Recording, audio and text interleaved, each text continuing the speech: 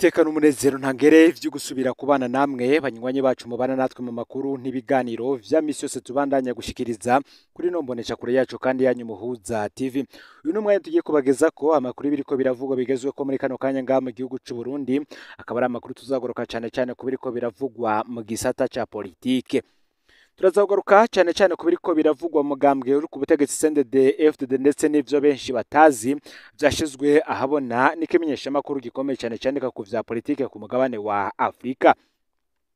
Aba bagarutse kuri politike ya CNDD-FDD ndetse n'ingene vyagiye biragenda kuva ku rugamba gushika CNDD-FDD shikiye ubutegetsi.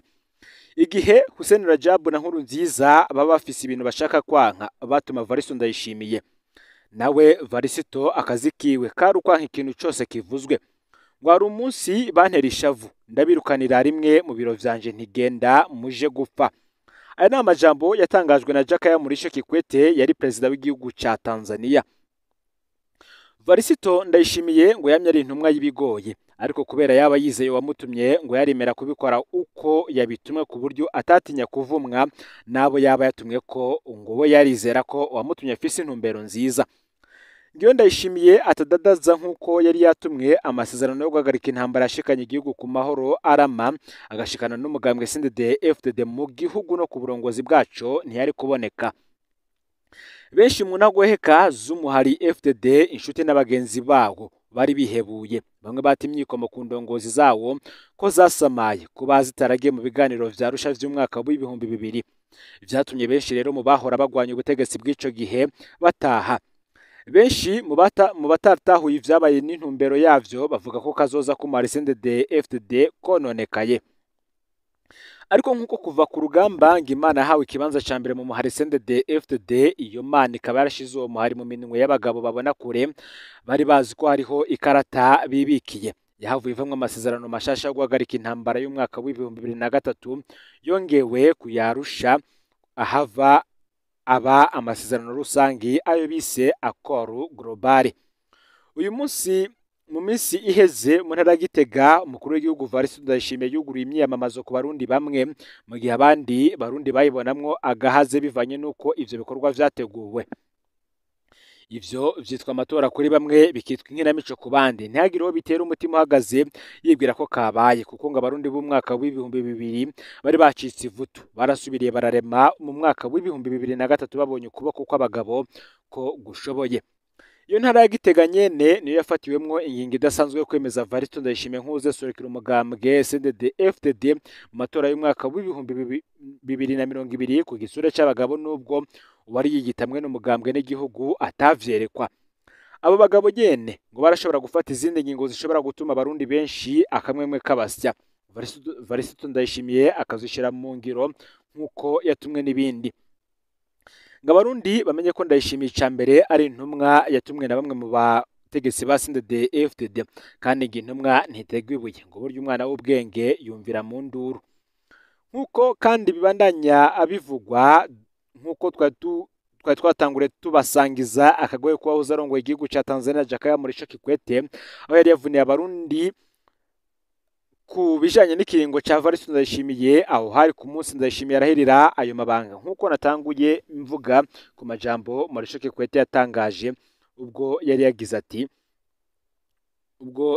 ati igihe Hussein Rajab na Nkurunziza baba bafise ibintu bashaka kwanka abatuma Varisto Ndayishimiye, nawe Varisito akazi kiwe ko ari ukwanka ikintu cose kivuzwe, kuko hari umunsi bantera ishavu ndabirukanira rimwe mu biro vyanje nti genda muje gupfa. Aya majambo ya Jakaya Mrisho Kikwete twatanguriye ko, reka tuyabandaneze ko ivyiyi nkuru.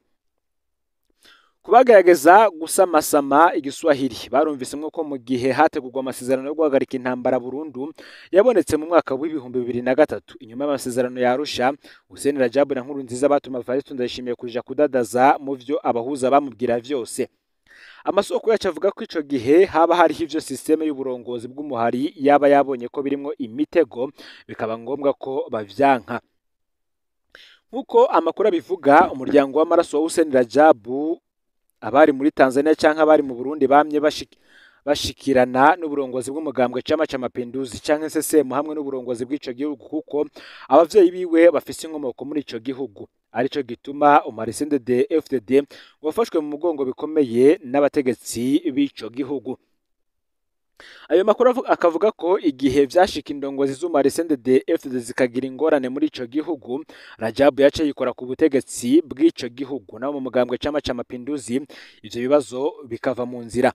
Izo nkuru zibandanya zivuga ko hoba hari abo mu muryango wa Rajab bari mu ndongozi nkuru z'umugambwe Chama cha Mapinduzi bakamu bafata ingingo zikomeye muri ico gihugu nubwo twe tutovyemeza. Ibanga ritavugirwa ahabona nuko ubutegetsi bwa Jakaya Mrisho Kikwete bwigeze gutegura gufatira ibano ubutegetsi bwa Nkurunziza kugira bugondozwe mu kurekura Hussein Rajab. Ariko ngo Rajab yarahumurije ico gihugu ko atari Nkurunziza canke CNDD-FDD bamufunze, ahubwo ko hari ibihugu bikomeye ku isi bibiri inyuma, ariko ko ibikorwa vyateguye n'ivyahera azoca ko ibikorwa yateguye n'ivyohera azoca asohoka ibohero. Izo nkuru zibandanya zivuga ko umukuru w'igihugu ca Tanzania Jakaya Mrisho Kikwete igihe yaza mu Burundi mu kwezi kwa Ruheshi umwaka w'ibihumbi 2007 yaraje kubwira Nkurunziza ko atari kuye Rajab Tanzania ishobora gufata izindi ngingo ku Burundi. Ico gihe Rajab yaramaze hafi amezi 2 yinjijwe ibohero. Ndayishimiye nawe yari umushikiranganje w'intwaro hagati mu gihugu ico gihe. Amakuru akavuga ko vyari bitegekanijwe ko Kikwete agendera Hussein Rajab mu iborero rikuru rya Mpimba.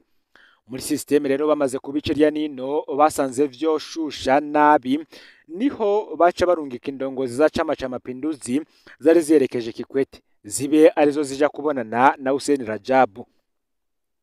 Kubgayo makuru ngo icatumye Rajab atemera ko Tanzania ifatira ibihano Burundi yanse ko abarundi bagwa mu mporero. Umwe mu bahumure bari baje ku izina rya CCM cyangwa se Chama cha Mapinduzi, uyu akaba ari umugambwe uri ku butegetsi mu gihugu ca Tanzania. Yamubwiye ko izo mpuwe arizo zituma ivyiza vyose akorera abarundi babigwiza n'ubusa, ntibamuha agaciro kuko bama bibwira ko ivyo akora n'abandi bo bishobora. Kuba ari Kikwete yaje gufata ijambo ku izina rya Tanzania n'umugambwe Chama cha Mapinduzi umunsi Ndayishimiye arahirira amabanga yo kuba umukuru w'igihugu, ngo vyari bifise insiguro ikomeye kubagwanya urugamba rw'umuheto muri CNDD-FDD n'abagwanya urwa politike rwawushikanye ku butegetsi. Amakuru avuga ko Kikwete azwi ko kuba umusorongozi mwiza w'amajambo ya politike y'ubwenge. Ahagaze imbere ya Ndayishimiye ibihanganga vyo mu nzego z'umutekano ivyo mu mugambwe CNDD-FDD abarundi n'abanyamahanga baseruka ibihugu vyabo, Kikwete yavuze ati: ndakeje abarundi kuba bageze ku rugero rw'ubunararibonye maturité muri politike, kubona mwitunganiriza amatora meza mugasubiriranirana ku butegetsi atagakoma. Ivyo nivyo gushima. Hariho abari bavuze ko aya matora atazoshoboka kubera ibi na biriya, vyavuzwe ariko yarabaye neza atangorane. Ivyo Kikwete yabivuze azi neza ko ikiziga ca Nkurunziza kijyamwe mu buruhukiro ikarusi. Ico gihe hari amakuru yakwiragizwaga n'abari ibihwehwa vya Nkurunziza bavuga ko uburongozi bw'igihugu buca buja mu maboko y'uwundi muntu, kuko Nkurunziza umutima wahagaze ataramara ikiringo ciwe. Uwera gusozera ikiringo ca Nkurunziza akaba ari we yari kubisikanya na Ndayishimiye. Nkuko amakuru yabivuga, hari hateguwe umukenyero ko umuntu yari guca agumye ubutegetsi agaca ategura yandi matora mu ntumbero yo kwigizayo Ndayishimiye, kuko hari abari bamenye ko yashizweho n'abagabo bavuguruje Nkurunziza.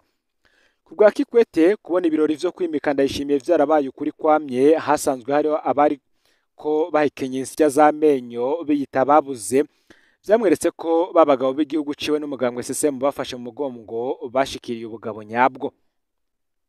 Benshi mu baciye ku rugamba barazi ko umuryango wa Kikwete wamyushigikirana cyane n'uwa Hussein Rajab, eka n'umuhungu wa Kikwete yitwa Ridwan Kikwete yoba ari mu nshuti zishika mu muryango wa Hussein Rajab. Hari amakuru avuga ko uwo muhungu wa Kikwete yigeze gufasha ubutegetsi bwa Ndayishimiye mu ntango zabwo mu kubaha ibiduga biseha igitoro kugira ikibazo cikena ryaco kive mu nzira. Ayo makuru avuga ko ivyo yabikoze imbere yuko amenyeshwa ko ibura ry'igitoro mu Burundi atari ikibazo cy'uburyo bwo kugiseha canke ikena ry'amafaranga y'agaciro nk'uko bivugwa n'ababona guhagarika ico gikorwa. Muri ubwo butumwa Kikwete kandi yarihanganishije abarundi babuze kubw'urupfu rwa Nkurunziza. Hari abari barindiriye yuko yari gucagira ko abikana urupfu rwa Rajab nk'uwamanye imigenderanire nawe, kandi atari kuyoberwa ko inshuti yiwe yashengeye nk'uko vyavuzwe ko yagandaguriwe muri Tanzania, ariko ntaco yavuze uretse kwibutsa Ndayishimiye ko yahora agamburukira Rajabu na Nkurunziza akaba yashengeye hasigaye Rajabu. Abasamiye ibintu hagati bahoze bibwira mu kwihenda ko Nkurunziza ari we yari uwa mbere n'uwa nyuma muri CNDD-FDD kugeza aho bamuvyinira ko atazova ku butegetsi gushika Yezu Kristo yagarutse ku isi.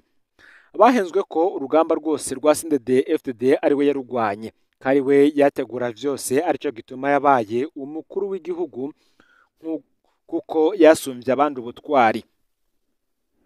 Bamwe bahora bibwira ko adahari na CNDD-FDD tobaho, ko atawundi abarundi bokurikira kiretse we gusa, ariko uyu munsi ishusho yiwe n'amazina yiwe bigenda biribagirwa buke buke mu Barundi. Hari amakuru avuga ko mu ntango ikiringo ca Ndayishimiye cari cahawe umwanya muto udashika imyaka 5. Mu kuva ku butegetsi yari gutanga imihoho akavuga ko amagara mu kitsi, ico gihe ari kuba ari hanze y'igihugu vyitwa ko yagiye kwivuza, gutyo system igaca ifata ibintu mu minwe. Yoba kandi ariyo yabaye imvo yatumye umunsi arahirira ayo mabanga atabashitsi bo ku rwego rw'abakuru b'ibihugu bitavye ivyo birori. Amasoko yacu akavuga ko mu ngendo Ndayishimiye yagize muri Tanzania ariho yamenyeshejwe ko yobandanya amabanga arimwo, ibizokurikira azobimenyeshwa hanyuma. Ngo nubwo abarundi benshi bamwagiriza ko vyamunaniye gutunganya igihugu nk'uko bobo babishaka, bakamusaba gutanga imihoho, nubwo batabona uwo musubirira, bomenya ko niyo mihoho idapfa gutangwa hariho inzira bicamwo. Kubw'ayo masoko yacu rero ngo ubu Abarundi baridagadura mu kuvuga kari ku mutima, haba mu kibano canke ku mbuga nkoranyambaga. Ngiyo niyo demokarasi umugambwe CNDD-FDD waharaniye iriko iraza buke buke, ariko utazi iyo CNDD-FDD yavuye akayisama ayibonye ku butegetsi ntashobora kumenya iyo ariko araja, kuko nubundi utazi yava atamenya iyo aja. Aya ni amakuru atangazwa n'ikinyamakuru gikomeye cyane cyandika ku vya politike, cyane cyane ku bibera ngaha mu gihugu c'u Burundi. Ni mu gihe kandi umukuru w'igihugu Valentin Ndayishimiye yemerera amamiliyoni, ariko Uburundi bubandanya buja mu bukene. Nkuko bitangazwa n'ikinyamakuru SOS Media Burundi ku igenekerezo 18 Rusama uyu mwaka, indwi zibiri gusa ngo haba amatora y'abashinga amateka n'abakenguza amateka, umukuru w'igihugu cy'u Burundi Valentin Ndayishimiye yaratangaje iyindi nteguro nshasha y'akarangamutima. Guha umurundi wese umuliyoni w'amafaranga y'amarundi mu kiringo mu myaka 2 iri imbere. Iyo nteguro yiswe umuliyoni 1 yatangujwe kuwa 4 uheze ku kibuga Ingoma kiri mu gisagara ca Gitega, umugwa mukuru wa politiki, imbere y'isinzi ry'abantu bavuye mu ntara zitandukanye. Kubw'umukuru w'igihugu iyo nteguro igamije gutuma abarundi bibeshaho ataco babuze mu bijanye n'ubutunzi no gushira Uburundi mu ihinduka ridakumira mu bijanye n'ubutunzi. Yarongeye ko icivugo ciwe ngo umunwa wose uronka icurya, umufuko wose uronka amafaranga. Yarasubiyemwo kandi akaririmbo kiwe kazwi cyane, umunwa wose urye n'umufuko wose urimwo amafaranga, akagiriza n'abita abasambura imigambi, avuga ko babangamira iterambere ry'imigambi y'abanyagihugu. Ariko rero ayo majambo y'umukuru w'igihugu ntanyura abanyagihugu mu gihugu c'u Burundi kirimo ingorane nyinshi cyane.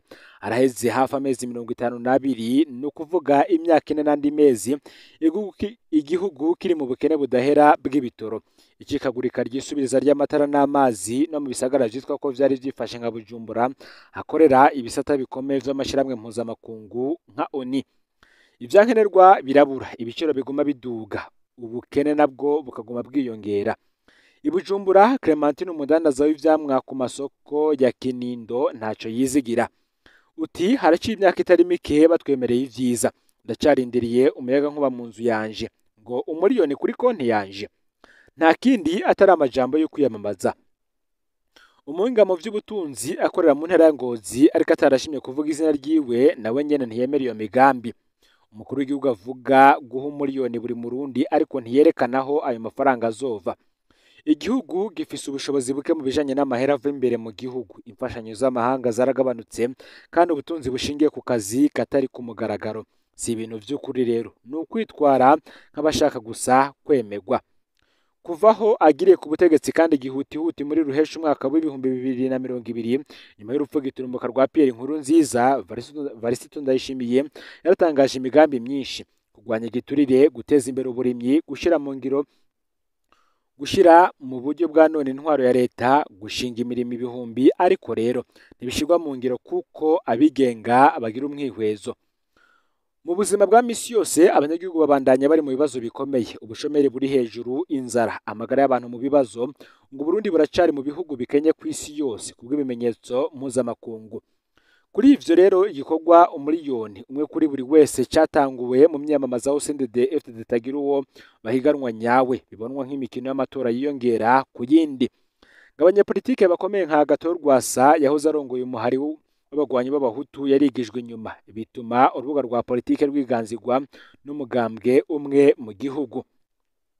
Igitega umwigisha yari yavuze muri make ivyumviro vyiwe muri aya majambo: ico dukeneye si umuriyoni wanditse ku mpapuro, dukeneye umushahara mwiza, amavuriro aboneka n'inyigisho zifise akanovera, amajambo ntaribwa.